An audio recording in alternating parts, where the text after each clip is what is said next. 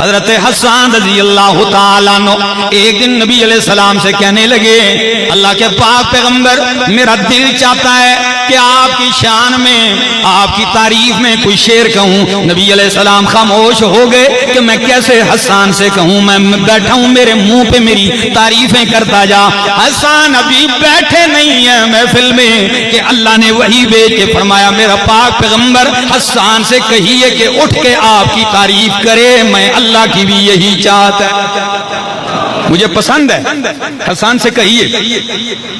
میں یہ جملے کہتا ہوں تو ایک عجیب کیفیت طاری ہو جاتی ہے، میں کہتا ہوں حسان، اس وقت آپ کے دل کی کیا کیفیت ہوگی؟ تو صحیح بخاری کے الفاظ ہیں، نبی علیہ السلام نے حضرت حسان سے فرمایا قم یا حسان، او حسان اٹھ جا، ایدک اللہ بروح القدس منہ، اللہ نے جبریل امین کے ذریعے سے تیری تائید کر دیا۔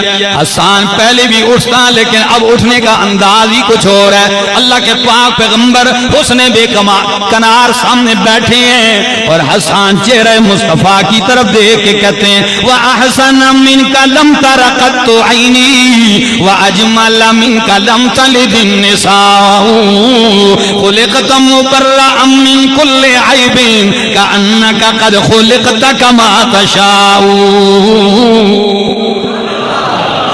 محبت دل میں ہے تو ذرا کہہ دو سبحان اللہ۔ یہ بھی ایک عجیب انداز ہے، شاعریاں تو شعراء کرتی آ رہے ہیں، ہو بھی رہی ہیں، ہوتی رہیں گی، لیکن حسان نے کیا ہی کمال کر دیا۔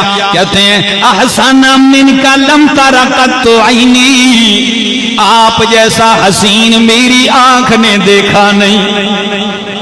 نبی علیہ السلام شرم و حیا کا پیک کر نگاہیں جھکائے بیٹھے اور حسان چہرے پہ ٹک ٹکی لگائے کھڑے ہو کے کہتے ہیں احسن منک لم تر قط عینی، آپ جیسا حسین میری آنکھ نے دیکھا نہیں ہے، بلا میری آنکھ کہاں دیکھتی۔ واجمل منک لم تلد النساء، آپ جیسا حسین تو کسی ماں نے جنا ہی نہیں ہے۔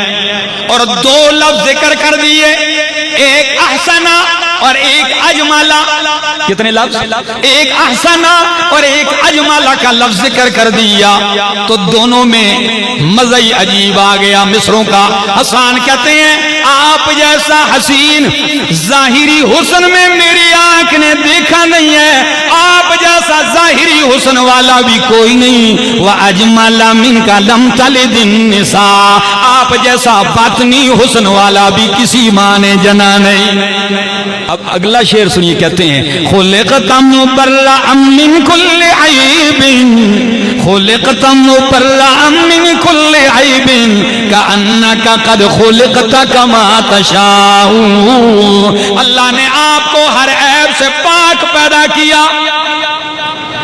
کیا عجیب جملے ہیں خدا کی طرف۔ اللہ نے آپ کو ہر عیب سے پاک پیدا کیا۔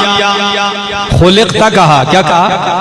تو یہ خلقتا میں بھی کمال کر دیا حسان بن ثابت نے۔ کیوں؟ وہ کہتے ہیں ہر عیب سے پاک ہیں لیکن خلقتا مخلوق پھر بھی آپ ہیں، خالق کون ہے؟